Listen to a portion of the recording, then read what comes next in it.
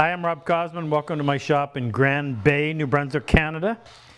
Sharpening is the most important skill for hand tool woodworkers.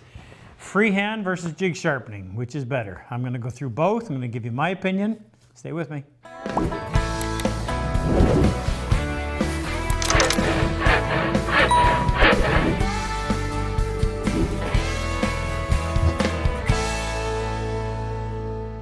Now, planes and chisels are sharpened very similar process.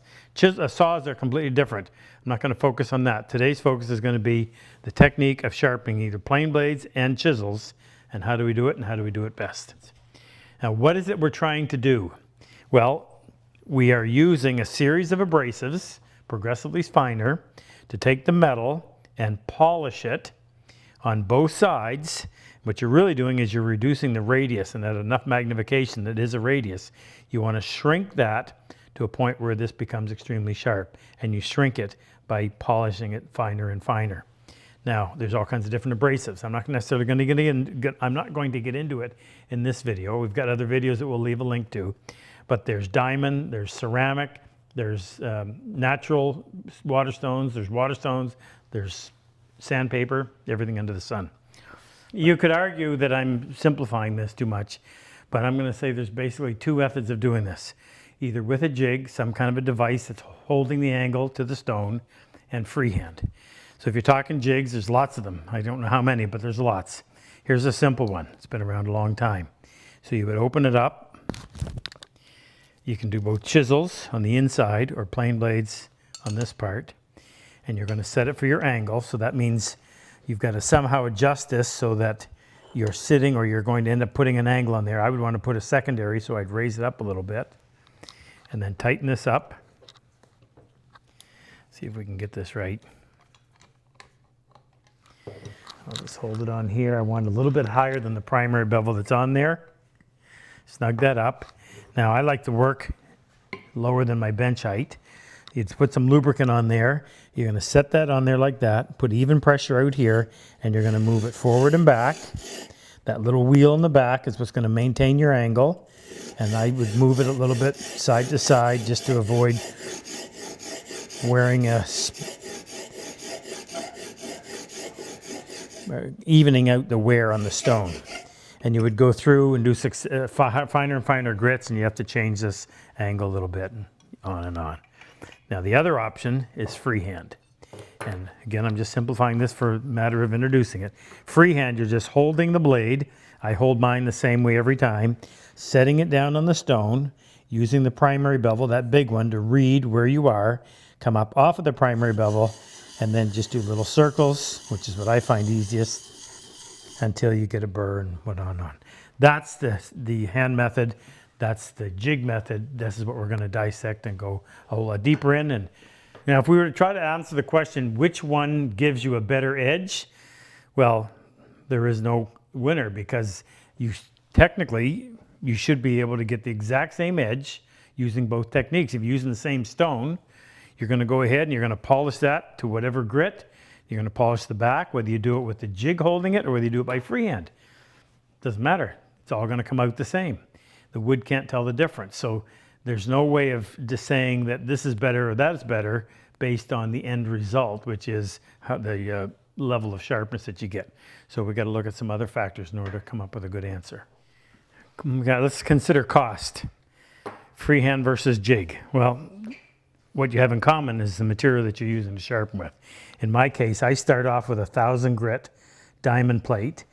Now this diamond plate has a 300 grit side that's actually used to keep this stone flat. So I start here, I finish with this one. This is a 16,000 grit ceramic, and this one has to be kept flat. You use the 300 grit diamond to do that. Doesn't matter whether you're freehand or whether you're using a jig. You're going to use both of these, so that doesn't matter. So then it comes down to, all right, what's the cost of my hands versus what's the cost of a jig? These aren't that expensive. In fact, I think they're somewhere around $20. So there's not a whole, I wouldn't call $20 a deciding factor. So as far as the cost goes, you're going to spend about the same amount of money either way. So that's not a factor to consider. All right, now we're going to discuss the learning curve. I'm going to start off with this one. So if you're using a jig, first of all, I think I need to explain this. This is the primary bevel. And the only part of that ever touches the wood is right up here on the cutting edge. So polishing any amount of this really does nothing for the performance of the tool. It just wastes your time and your material. You only need to do the very leading edge. So we use things called micro bevels. So if you're going to use the jig, you're going to have to develop a system, and there's several out there commercially available, whereby your first setting is a little bit higher. Now this is 25 degrees, so by a little bit higher I mean 26, 27, whatever it takes to get off of that primary bevel so you're only doing the very leading edge.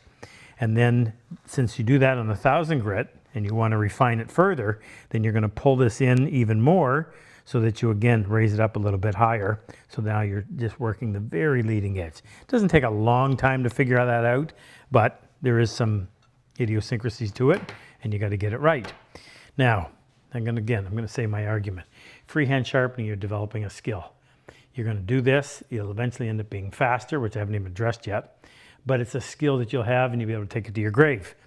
I teach hundreds of people to do this every year, and everybody, in a matter of a few hours, picks it up. Now, they'll get improved as time goes on, but some of them, from the first time they do it, they get it right every time. So if you're learning freehand, you've got to first develop a way of holding it, and it's got to be the same way every time. Like anything that you do with muscle memory, if you're switching your grip every time, it's going to be very difficult. So I go through and I have a very specific way. You're going to set it down on the primary bevel. I love these thick blades because they give you such a wide primary bevel. It's really easy to locate. So if that's my 25 degree, I just have to come up a little bit, and I would work that and create something we call our secondary bevel. And then I'm going to jump over to this stone, and to make the process even faster, instead of polishing all of that secondary bevel, I can come up a little bit higher and just do a little wee third bevel, we call it a tertiary bevel, on the finishing stone. It doesn't take a lot to learn how to do this. You get the right instruction with the right tools, anybody can do it inside of a day. Yeah. All right, so we'll save the best for last, and that is time. Start off with the jig. Now, if you're a highly organized person and you always put that back in the same spot and you clean it off after every use so you don't get dried crud on it, then this won't be quite as big a deal. For most people, you're going to spend however long it takes finding it. Then you're going to put it in. Now, I said you have to have a couple of different settings on here. So you're going to tighten that up, hopefully at the appropriate angle. Like I said, there's things you can buy to help do that, but I would just set it down like that and make sure the back or the heel is not touching. And then I certainly can't tighten that as tight as I want it by hand. So I need to have a screwdriver involved. Come over here, you're going to go through the process of going forward and back, a little bit side to side, until you can raise a burr on the back side. You get that burr, you're done.